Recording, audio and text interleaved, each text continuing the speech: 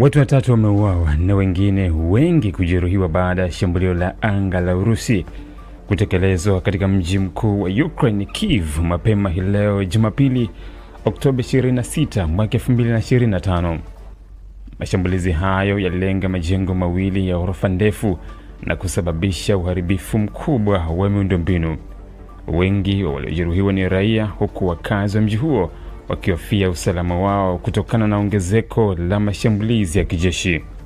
Serikali ya Kyiv imekosoa vikali shambulio hili, ikisema kuwa ni sehemu ya mkakati wa Urusi wa kuunda janga la kibinadamu, huku hali ya baridi kali ikikaribia kuingia.